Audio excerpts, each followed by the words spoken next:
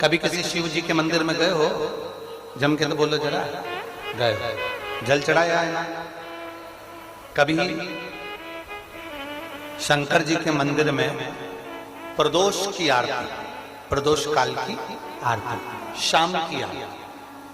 शाम की आरती का मतलब यह है प्रदोष काल की आरती, मतलब वो रात्रि को एक आरती होती है, वो शयन आरती होती है, मतलब उस समय तो भगवान सोते।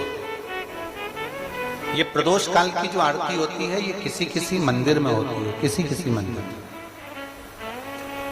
जैसे हमारे यहाँ सीहोर में कुबेरेश्वर धाम पर प्रदोष काल की आरती होती है, शाम की।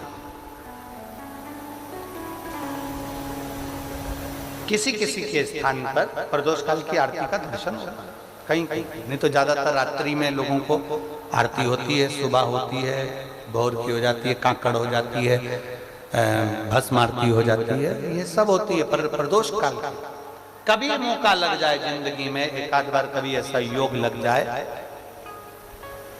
तो शिव जी के मंदिर में चाहे वो भस्म आरती हो, काकड़ आरती हो, मंगला आरती हो, राजभोग आरती हो, दोपहर की कोई आरती हो, प्रदोष काल की आरती हो, शयन आरती हो, शिवालय में कभी मौका लगे, महीने 2 महीने में, 3 महीने में, हफ्ते में 1 बार 2 बार ऐसा नियम बनाओ कि मुझे अपने आसपास के शिवालय में, शंकर के मंदिर में जाकर मुझे भगवान शंकर की आरती का दर्शन करना है। उस दर्शन का क्या फल होता है?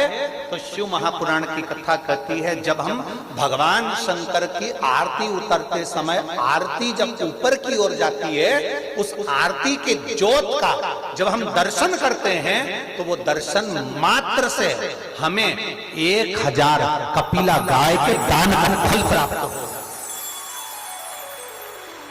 1000 कपिला गौ माता के दान का फल हमें प्राप्त हो जाता है जब शंकर के शिवलिंग की किसी भी शिवालय में, किसी भी देवालय में, कहीं